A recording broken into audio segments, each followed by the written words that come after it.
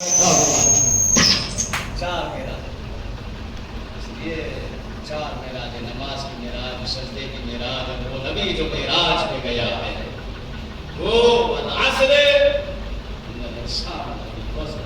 ہمارے سامنے کرو اگر مومن بننا چاہتے ہو، نماز واجب ہے تو پڑھو، تو روزہ واجب ہے تو پڑھو، تو نفل معروف ہے تو پڑھو، تب بچو گے خسارے سے۔ اچھا چلیے ایک آدمی جو ہے نماز نہیں پڑھ رہا ہے، سجدے پہ سجدے پڑے جا رہا ہے، کیا خسارے سے بچا ہے؟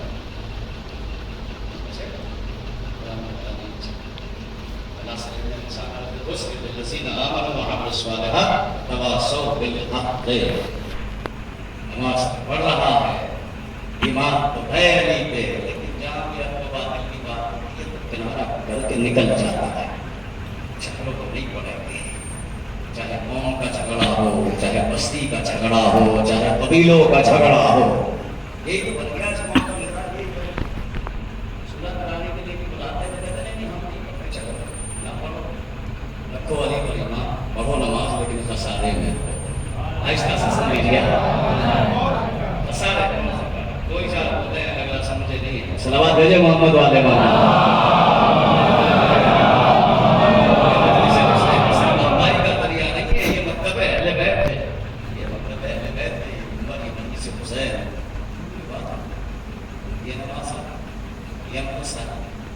حق سے اگر کنارہ کر دے، جو علی کا نعرہ لگانے والا ہے نا وہ بھی علی سے دور ہو جائے گا، اس لیے کہ نبی نے فرمایا ہے حق علی کے ساتھ ہے، علی حق کے ساتھ ہے۔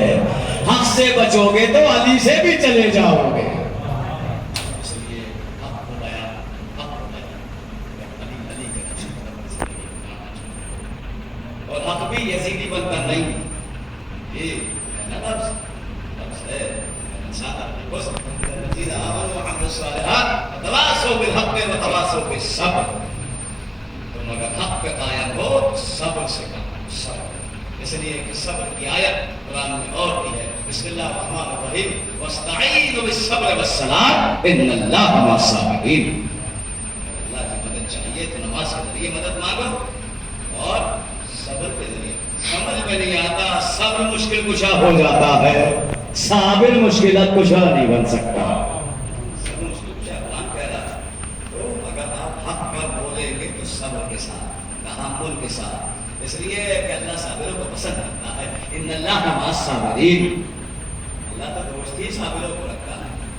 اب وہ چاہے جس چیز کا صبر ہو، اللہ کہتے ہیں سوچتے ہیں صبر آپ کو کرنا پڑے گا، اگر آپ صابروں میں نہیں ہیں تو اللہ آپ کو دوست نہیں رکھے گا، اور جب اللہ آپ کو دوست نہیں رکھے گا نہ آپ کے ایمان کا کچھ ہے نہ آپ کے عمل صالح کا کچھ ہے۔ اللہ سے دور ہو جائیں گے، اللہ آپ کو دوست ہی نہیں رکھے گا، تو آپ ایمان کو اٹھائے کریں، آپ نماز کو اٹھائے کریں، اس لیے کہ ایک ہی صفت میں آپ کرتے ہیں، یہ ساری صفتیں انشاءاللہ میں تفصیل سے آپ کے خدمت میں کل سے بیان کرتا رہوں گا، ساری صفتیں آپ میں ہوں گی تو آپ اس نقصان سے بچیں گے۔ صلوات پڑھیں محمد والے محمد۔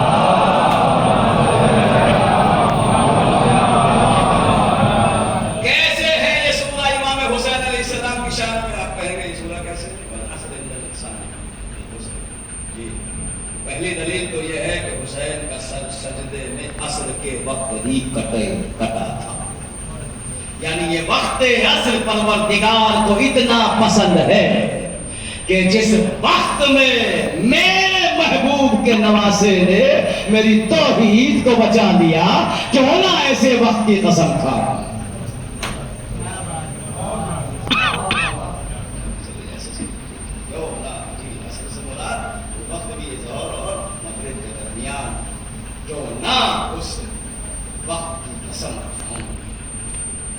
قیمتی وہ وقت ہے کہ اللہ اس کی پسند کا ہے، ساری چیزیں آپ کو ہوگی تو آپ سارے سے بچو، ٹھیک ہے جزا تو دے گی فاتح آپ کو، اس میں کوئی شک نہیں ہے جزا دے گی، لیکن ایسا کام نہ کرنا کہ شرمندہ ہونا پڑے، شہزادی کو شرمندہ ہونا۔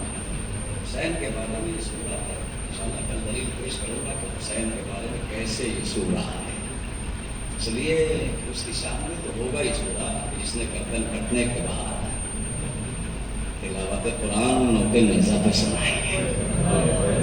دو چیزوں کا ثبوت دیا فاطمہ کے لال نے نیزے پہ تلاوت کر کے۔ ایک اس الزام کو ہٹایا ہے تو حسین کے نانا پہ الزام لگا ہوا تھا، نعوذ باللہ، اللہ کے نبی کو ہذیان ہو گیا۔ حسین نے نیزے پہ تلاوت کر کے بتایا ہے جس کا نواسا سر کٹنے کے بعد قرآن پڑھ سکتا ہو اس کے نانا کو ہذیان نہیں ہوگا۔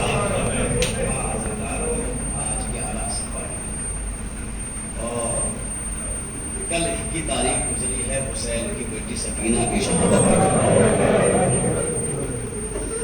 بڑی رونق تھی زندان شام میں جب تک سکینہ زندہ رہی۔ شام کے بچے بھی آتے تھے زندان شام پر، سکینہ سے سوال کیا کرتے تھے، اور سکینہ بھی ہر بیوی سے یہی کہتی تھی ہم کب مدینے جائیں گے، ہمیں کب رہائی ملے۔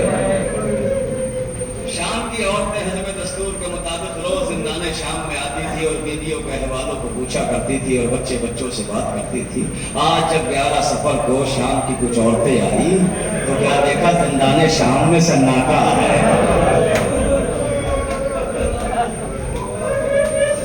نہ کسی بچے کے رونے کی آواز آ رہی ہے، نہ کسی بیوی کے بولنے کی آواز آ رہی ہے۔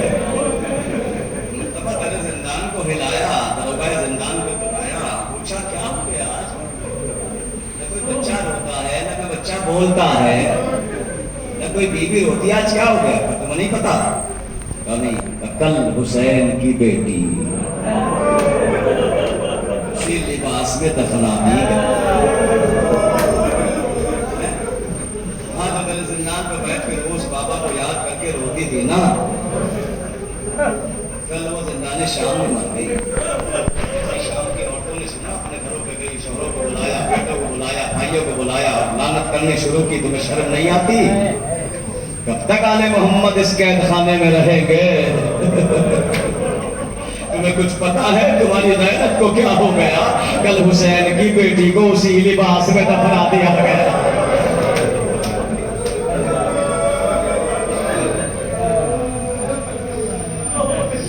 کل حسین کی بیٹی کو اسی لباس میں دفنا دیا گیا۔ سکینہ کی شہادت نے ہی آل محمد کو رہائی دلائی ہے۔ شام کے لوگوں نے سنا، کچھ لوگ تو تلوار کھینچ کے یزید کے دربار میں آ گئے، یزید اب بہت ہو گیا ہے، اب اور برداشت نہیں ہوگا، قسم خدا کی دل تڑپ رہا ہے، بار بار اس مقام پہ میری نظر جا رہی ہے جہاں مرحوم وکیل صاحب بیٹھتے تھے۔ دیکھیے کوئی یاد آئے یا نہ آئے، لیکن جب مجلس حسین ہوتی ہے تو جہاں جو بیٹھ کے حسین کو روتا ہے وہ ضرور یہاں گاتا ہے۔ جزاک اللہ خیر الجزا، اللہ آپ کو جو جنت ہے عزادارو۔ جتنے بھی لوگ دنیا سے جا چکے ہیں وہ مجلس حسین میں ضرور یاد آتے ہیں، فلاں جگہ پہ وہ بیٹھتا تھا، فلاں جگہ پہ وہ روتا تھا، فلاں جگہ پہ وہ سنتا تھا۔ عزادارو، ہاں آپ روتے ہیں ان کو، شہزادی ان کے پاس تسلی کے لیے پہنچ جاتی ہے، ارے حسین کی ماں آ گئی۔ جزاک اللہ، جزاک اللہ۔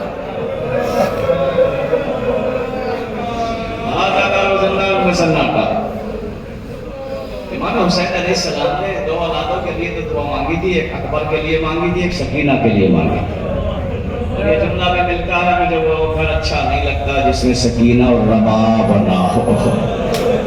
نماز شب پڑھ کے فاطمہ کے لال نے سکینہ جیسی بیٹی مانگی ہے، لیکن ہائے ہائے سکینہ کی تقدیر، سب کو رہائی ملے لیکن حسین کی بیٹی اندھیرے زندان میں رہ گئی۔ جزاک اللہ، جزاک اللہ۔ زہرا کو بڑی پسند ہے آپ کی آوازیں، زینب کو آپ کا بہت ماتم پسند ہے، کبھی نہ زحمت دیتی رونے کی زینب آپ کو، حسین کا بیٹا کبھی آپ کو روتا دیکھتا برداشت نہ کرتا، اگر سجاد کو بابا کے لاشے پہ رونے دیا جاتا، اگر زینب کو بھیا کے لاشے پہ رونے دیا جاتا تو زینب کبھی رونے کی زحمت نہ دیتی۔ مولا آپ کو کیوں نہ دے، کتنی گرمی ہو رہی ہے، آپ یہاں سے جائیں گے، آپ پانی پیئیں گے نا، اس لیے کہ مختار ہے، کوئی روکنے والا تو نہیں ہے، چلو جتنا پانی پی لے۔ ایمانداری سے بتائیے، اپنے دلوں پہ ہاتھ رکھیں۔ رکھے. جب ٹھنڈا پانی سامنے آتا ہے تو کیا حسین کی پیاس نہیں آتا تھی؟ کہا حسین نے کہا رشیو جب ٹھنڈا پانی پیا کرو تو غریب حسین کی پیاس کو یاد کیا کرو، اس لیے کہ تمہارا حسین ایک قطرہ آب کے لیے کربلا میں تڑپتا رہا. ارے مجھے میرے بیٹے اسغر کو پانی نہ ملا. کہ کلیجہ پڑ جاتا ہے اس وقت جب کربلا جاتے ہیں اور جاتے ہی ٹھنڈے پانی کی سبیلیں، جو نہیں جانتا وہ پوچھتا ہے یہ کس کی سبیلیں ہیں؟ یہ اس کی سبیلیں ہیں جس کو ایک قطرہ پانی نہ ملا. کتنی محبت کرتے ہیں حسین آپ سے کہ جو بھی زائر کربلا جائے. عزاداروں میرے مولا نے بہن زینب کو وصیت کی تھی، بنی اسد کے قافلوں سے کہا تھا اے بنی اسد کے لوگوں میرے مرنے کے بعد اس زمین پہ میری قبر بنانا، اور جب بھی میرا زائر 3 دن مہمان رکھنا، ہماری غربت کے بارے میں بتانا. عزادار حسین کو آپ کی کتنی فکر ہے. جزاک اللہ جزاک اللہ جزاک اللہ جزاک اللہ. عزادار مسائل مجھے شہزادی سکینہ کا ہی پڑھنا ہے کیونکہ کل ہی گزری ہے، کل شہادت گزری، آج تک دل رو رہا ہے. زینب بار بار یہ سوچ رہی ہے اب چاہ کے کیا کروں گی، اس لیے وہ تو جدا ہو گئی جو روز رہائی کا سوال کرتی تھی. عزاداروں در زندان پہ سید سجاد بیٹھے رہتے تھے. حسین کی بیٹی بار بار آ کے کہتی بھیا یہ پرندے کہاں جاتے ہیں؟ سید سجاد فرماتے بہن سکینہ روز تو بتایا جاتا ہے کہ یہ پرندے صبح کو وطن سے آتے ہیں، شام کو وطن جاتے ہیں، تم کیوں بار بار سوال کرتی ہو؟ سکینہ کا دل بھر جاتا تھا. اے بھیا سجاد وہ دن کب آئے گا جب میں اپنے وطن جاؤں گی؟ سید سجاد رو کے فرماتے ہیں اے بہن سکینہ وہ دن کبھی نہ آئے گا. سکینہ جیسے یہ جملہ سنتی ہے تڑپ کے کہتی ہے بھیا سجاد کیا میرے جانے سے پہلے بہن سغرا مر جائے گی؟ سید سجاد تڑپ گئے سکینہ سغرا تو زندہ رہے گی لیکن تو وطن نہ جا سکے گی. عزاداروں ارے کیسی تقدیر تھی حسین کی بیٹی سکینہ کی. سب کو رہائی ملی لیکن سکینہ وطن نہ جا سکے. یہی تو وجہ ہے جب رہائی ملی تو گجری رباب قبر سکینہ پہ پہنچی، بالیوں کو رکھا، چھوٹی سی چادر کو رکھا. اے سکینہ تیری ماں مدینے جا رہی ہے.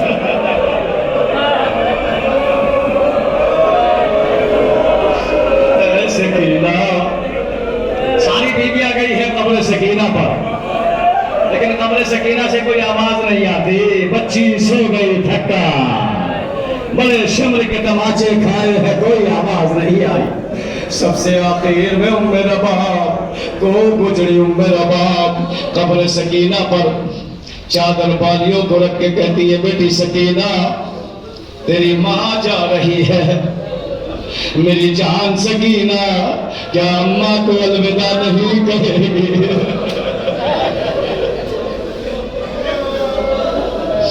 کیا اماں کو الوداع نہیں کہے گی؟ عزاداروں قبر سکینہ سے کوئی جواب نہیں آیا. دیکھیں جو مائیں ہیں وہ جانتی ہیں جن کے بچے مر جاتے ہیں کئی سال تک کوک کی آگ بھی نہیں بجھتی ہے. رباب کے دامن میں بچا کیا ہے؟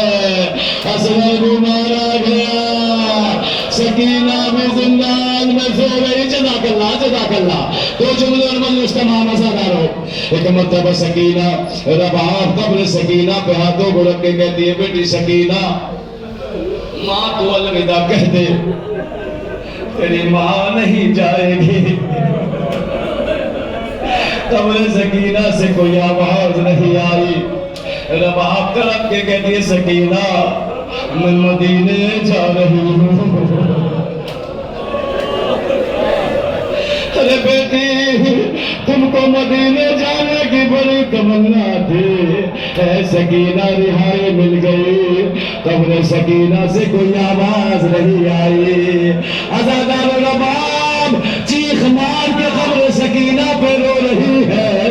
اے میری بیٹی شاید تو ناراض ہو گئی, تجھے تماچوں سے نہ بچا سکی, تو پیاس سے تڑپتی رہی, تجھے پانی نہ پلا سکی.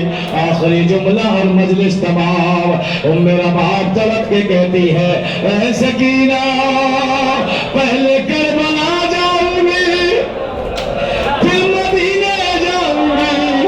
اور جیسے ہی یہ سنا قبر سکینہ سے آواز آئی اماں رباب رہائی آپ کا مبارک. اور جب کربلا جانا تو میرے بابا کو میرا سلام کہنا, میرے چچا کو میرا سلام کہنا.